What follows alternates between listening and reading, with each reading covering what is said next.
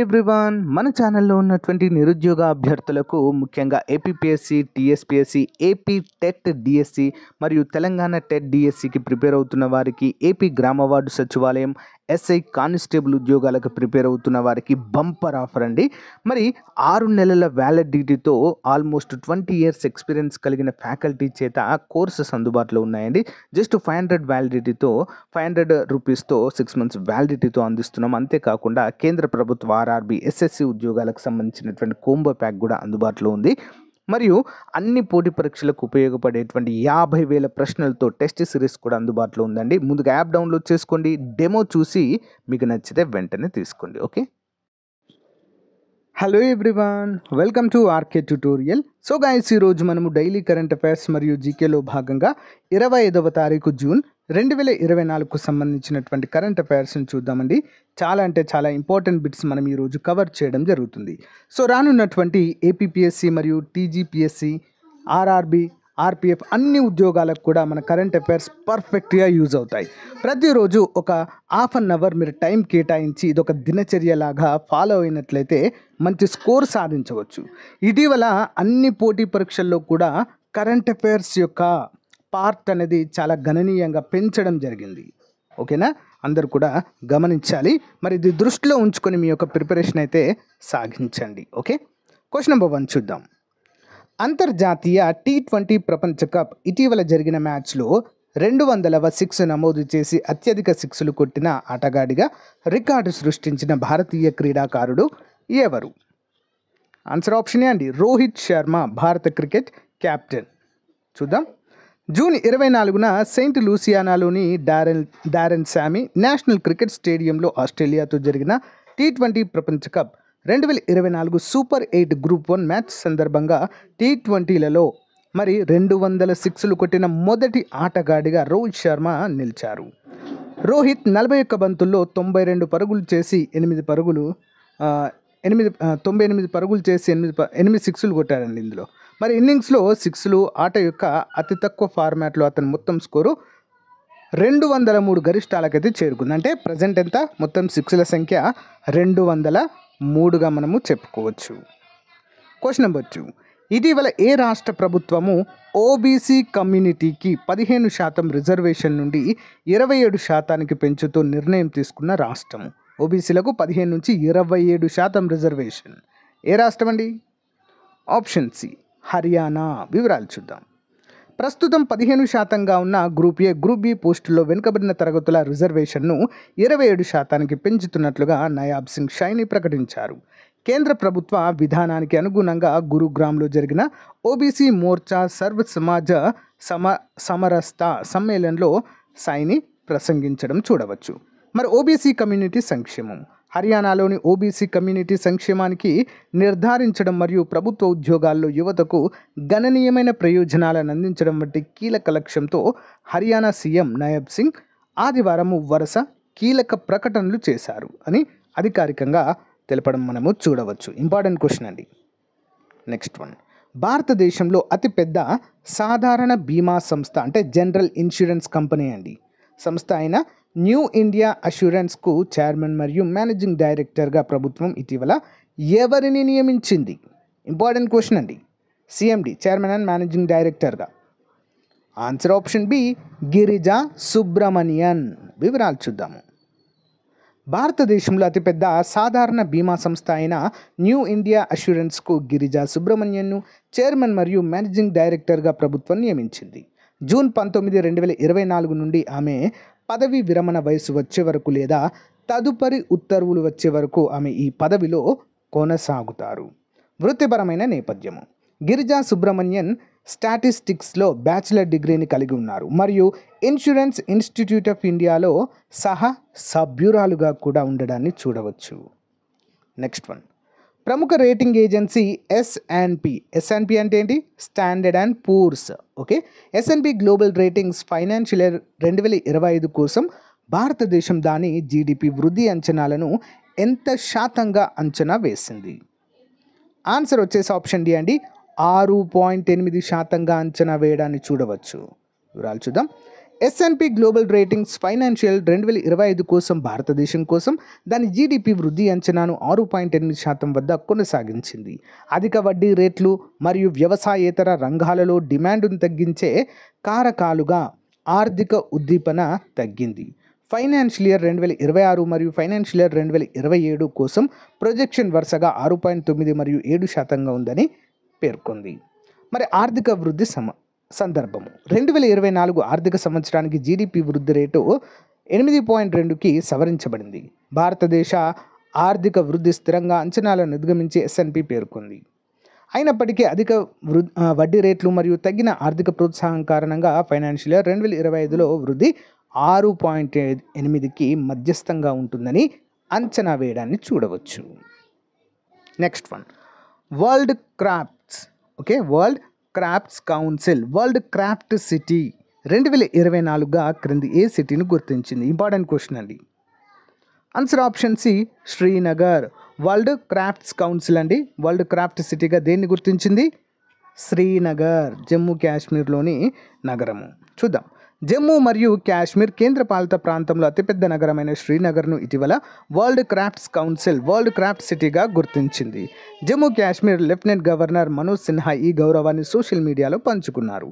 Award యొక్క ప్రాముఖ్యత: శ్రీనగర్ను world craft సిటీగా పిలుస్తున్నారంటే అక్కడ పనిచేసే వ్యక్తులు ఎంత నైపుణ్యం మరియు అంకిత భావంతో ఉన్నారో చూపిస్తుంది. వారి సాంప్రదాయ హస్తకళ మరియు నైపుణ్యాలు వారి సంస్కృతిని సుసంపన్నంగా మార్చడమే కాకుండా ప్రపంచవ్యాప్తంగా ఆరాధించబడుతున్నాయి. ఈ అవార్డు యొక్క లక్ష్యము శ్రీనగర్కు ప్రత్యేకమైన విస్తృత శ్రేణి క్రాఫ్ట్లను గౌరవించడం మరియు రక్షించడం అని చెప్పుకోవచ్చు. నెక్స్ట్ వన్, 2024 రాజ్యసభ పక్ష నేతగా ఇటీవల నియమితులైన బీజేపీ అధ్యక్షుడు పేరేంటి? ఆప్షన్ ఏ అండి, జేపీ నడ్డా. వివరాలు చూద్దాము. రాజ్యసభ పక్ష నేతగా భాజపా అధ్యక్షుడు కేంద్ర ఆరోగ్య శాఖ మంత్రి జేపీ నడ్డా నియమితులయ్యారు.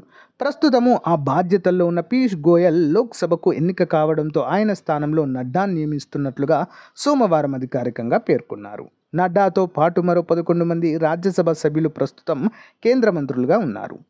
మరి రాజ్యసభ పక్ష నేతగా ఎంపికైన నడ్డాకు కాంగ్రెస్ నేత జయరాం రమేష్ అభినందనలు తెలిపారు.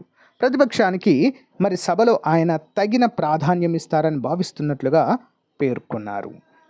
Next one, world investment rankings 2024లో 2023 నుంచి దేశంలోకి వచ్చే విదేశీ ప్రత్యక్ష పెట్టుబడులు ఏడాది ప్రాతిపాదికన 43% తగ్గి అంతర్జాతీయంగా ఏ స్థానంలో నిలిచింది? ఆప్షన్ ఏ 15వ స్థానంలో అండి. చూద్దాం.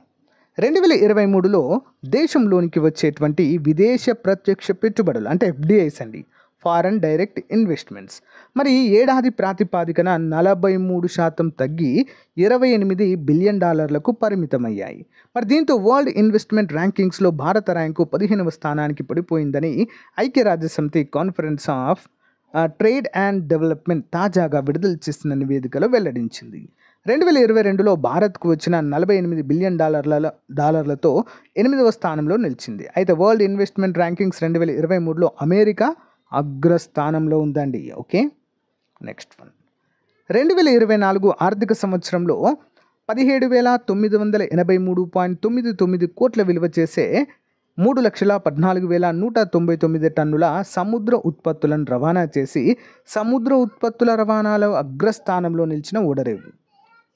ఆన్సర్ ఆప్షన్ సి, విశాఖ ఓడరేవు. వివరాలు చూద్దాం. సముద్ర ఉత్పత్తుల రవాణాలో భారతదేశంలోని విశాఖ పోర్ట్ అగ్రగామిగా నిలిచింది. 2024 ఆర్థిక సంవత్సరంలో 17,983.99 కోట్ల విలువ చేసే 3,14,199 టన్నుల సముద్ర ఉత్పత్తులను రవాణా చేసి సముద్ర ఉత్పత్తుల రవాణాలో విశాఖ పోర్ట్ దేశంలోనే నెంబర్ 1 పోర్టుగా నిలిచిందని port chairman doctor M Angamuthu తెలిపారు. విశాఖపట్నం పోర్టు తర్వాత జవహర్లాల్ నెహ్రూ పోర్ట్ అథారిటీ 6,395.70 కోట్ల విలువైన మరి 2,40,253 టన్నుల సముద్ర ఆహారాన్ని రవాణా చేసి 2వ స్థానంలో నిలిచిందని పేర్కొన్నారు. ఇంపార్టెంట్. నెక్స్ట్ వన్, ఇటీవల ఏ రాష్ట్ర ప్రభుత్వము రాష్ట్రంలోని మంత్రులందరూ ఇకపై ఇక్కడ తప్పు పడింది, ఆధార అని పడింది. ఆదాయ పన్ను చెల్లించాల్సిన కీలక నిర్ణయాన్ని తీసుకుంది. ఇన్కమ్ ట్యాక్స్ అండి, వారు సంపాదించినటువంటి ఆదాయం పైన ట్యాక్స్ కట్టాల్సిందేగా పేర్కొన్నారండి. సో ఇలా నిర్ణయం తీసుకున్నాం. భారతదేశంలోని మొదటి రాష్ట్రం అండి ఏంటి? మధ్యప్రదేశ్. వివరాలు చూద్దాం.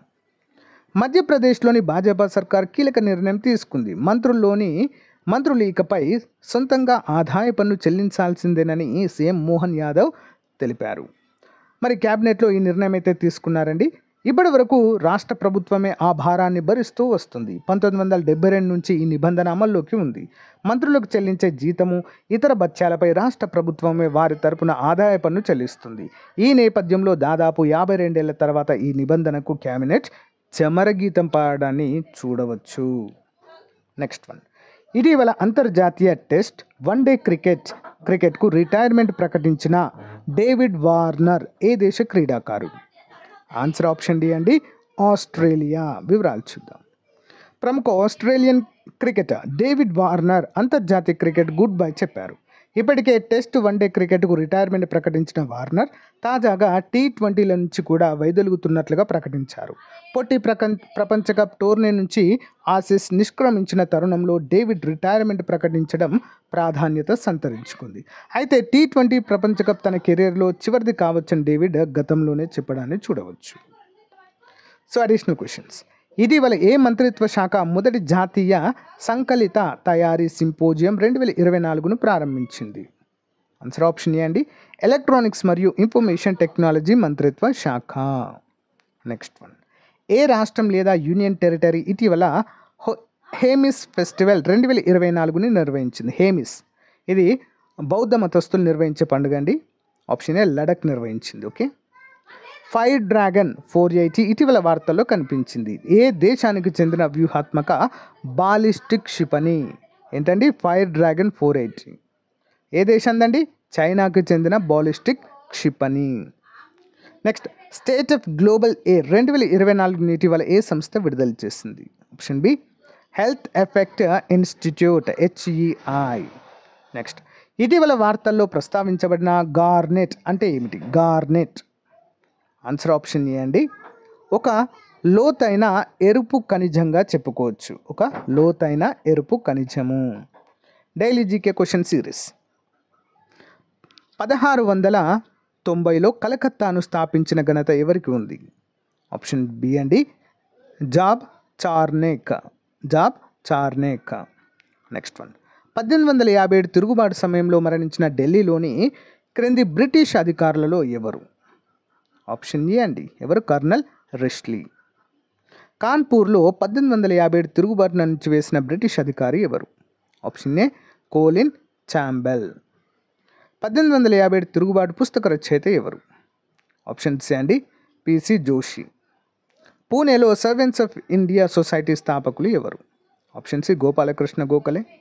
జలియన్ వాలా బాగ్ ఊచకోత ఎప్పుడు జరిగింది? Option C 1919. 18వ శతాబ్దపు చివరలో హిందూ చట్టాలను సూచనగా బ్రిటిష్ కోర్టులో జెన్2 చట్టాల కోడ్ ఉపయోగించబడింది. ఈ పుస్తకం యొక్క మూలం ఏంటి? Option C Vivada Bhangarnava. Next one. Lord Cornwallis క్రింది వాటిలో దేనికి ప్రసిద్ధి చెందారు? ఆప్షన్ ఏ బెంగాల్ శాశ్వత ఆదాయ పరిష్కారాన్ని చూపిన వ్యక్తి. Next one. క్రింది వారిలో 1931లో కరాచీ కాంగ్రెస్ సమావేశానికి ప్రాథమిక హక్కుల తీర్మానాన్ని ఎవరు రూపొందించారు? ఆప్షన్ బి అండి, Pandit Jawaharlal Nehru. Next one. East India company East ఇండీస్కు మొదటి సముద్రయానం క్రింది వారిలో ఎవరు నిర్వహించారు? ఆన్సర్ ఆప్షన్ సి అండి, sir James Lancaster. Next one. So guys, ఇది మరి ఈ రోజుకి సంబంధించిన మోస్ట్ ఇంపార్టెంట్ కరెంట్ అఫైర్స్ అండి.